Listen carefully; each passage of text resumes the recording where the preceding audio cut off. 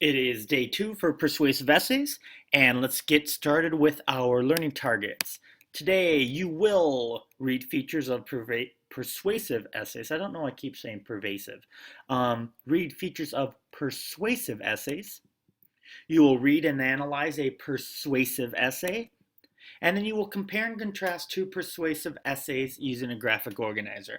Now, the graphic organizer is in your packet, and we're going to introduce you to the second persuasive essay, and the first one we read yesterday, but it's in our PowerPoint, it's in our presentation, so you will be able to read it again. All right, so let's start with our review of the features of persuasive essays. What we have is a persuasive essay has a strong position or point of view. Okay, persuasive essay suggests solutions or actions. A persuasive essay uses powerful words to influence the reader. A persuasive essay uses facts and evidence to make a case. And then finally, a persuasive essay has a specific audience in mind. All right, so our next slide is why you should be a vegetarian. So why don't you pause the video and why don't you take some time and read this article.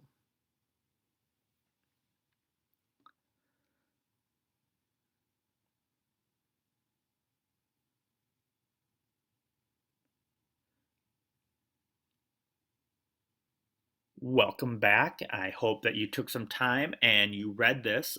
It's a very interesting article. I will tell you that I thought the first sentence was rather interesting. Um, but one of the things that as we read this, hopefully that you are taking time and you're looking for clues to help you understand the author's position. Now, one of the biggest clues is the title, Why You Should Be a Vegetarian. So I'm just going to read this now, Why You Should Be a Vegetarian. In the same way that you sit down to a hamburger dinner, kids in some countries dig into meat dishes made from cats and dogs. Before you react, consider this. In some countries, there are not a lot of meat choices. Cats and dogs are seen as sources of protein rather than as pets. If you have a problem with people eating cats and dogs, you should have the same problem with people eating cows, chickens, pigs, and fish. They're all living creatures. You probably just don't think about where your hamburger comes from. There are many reasons to adopt a vegetarian diet. Nearly every health digest promotes fruits, vegetables, and grains for a healthy lifestyle. These foods are packed full of vitamins and minerals, things we need to fight off diseases. In addition, there are many tasty non-animal protein choices. Nuts, cheese, and tofu are all high in protein. You'd be pleasantly surprised by the variety of soy products that taste a lot like meat.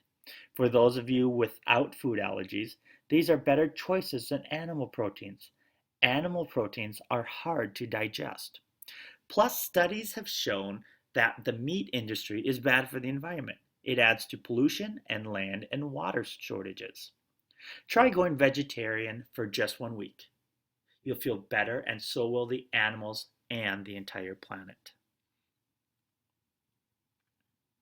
Yesterday, we discussed how every persuasive essay contains the writer's argument or position on a topic. What is the writer's position?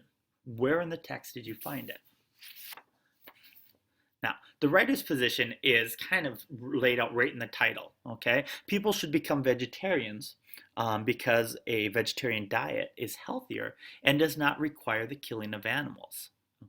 If we look at the third paragraph, there are many reasons to adopt a vegetarian diet. Or in the final paragraph, try going vegetarian for just 1 week. Now, reread paragraph 3.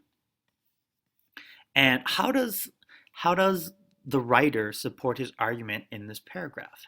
Do you think this is a strong evidence? Why or why not? Okay. There are many reasons to adopt a vegetarian diet. Nearly every health digest promotes fruits, vegetables, and grains for a healthy lifestyle. These foods are packed full of vitamins and minerals, things we need to fight off disease. Now, One of the things that the writer uses in this paragraph, the writer uses facts about nutritional benefits of fruits and vegetables. One way that the author could probably really boost his argument, the strength behind his argument, is to supply, specific information, specific government or medical source. And that really, as a reader, you're like, oh, a scientist said this, or the government says that. And that's one of those things that will really help strengthen an argument. Now, if we read, I want you to take some time and reread paragraphs 4 and 5. And I want you to think, how does the writer support his argument here? When you're done, why don't you restart the video and then check and see in terms of with what you thought in terms of how the writer supports his argument, how if that's similar to kind of the information that I have. So pause the video and read.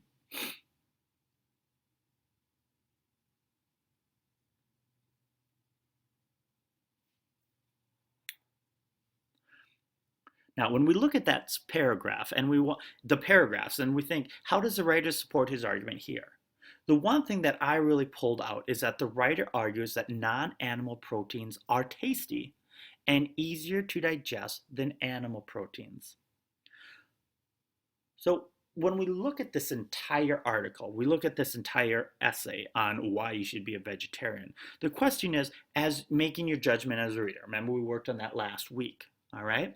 Was the writer's argument convincing? Why or why not? Meaning, did the author convince you to become a vegetarian or convince you that the vegetarian lifestyle is a good one? It's really difficult. A lot of it just depends on what you believe in and what you've been raised as. For instance, it wasn't very convincing to me, but I grew up as a meat eater, as an omnivore. At home, I like a steak, I like a hamburger. So a lot of it just depends. My wife is a former vegetarian, and she was a vegetarian for quite some time. She just recently stopped being a vegetarian, I think because I'm always cooking chicken and things like that. So a lot of it depends upon how you were raised. But I will tell you that for me, it is important that I always have, I have my meat, but I also have a vegetable as well.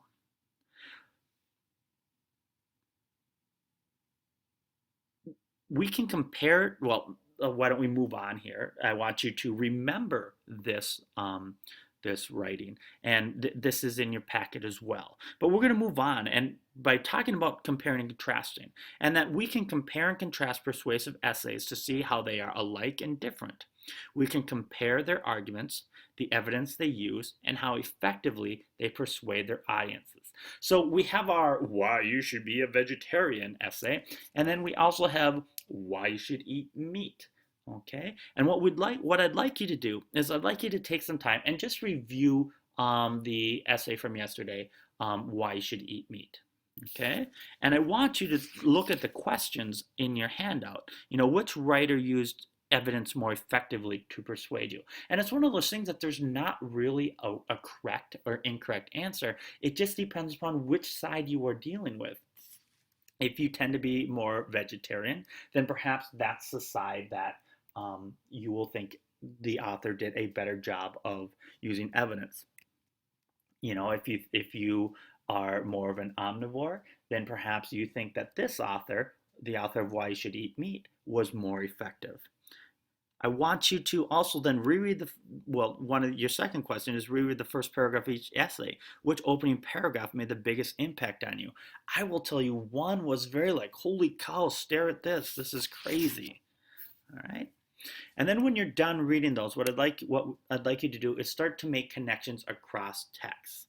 Okay? I'd like you to compare why you should eat meat and why you should be a vegetarian using the graphic organizer in your packet. When you're done, make sure that you have responded to all of the questions in your packet for day 2.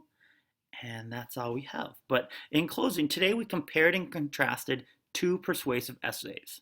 We identified each writer's position or point of view, and we analyzed how each writer supported his or her position with evidence.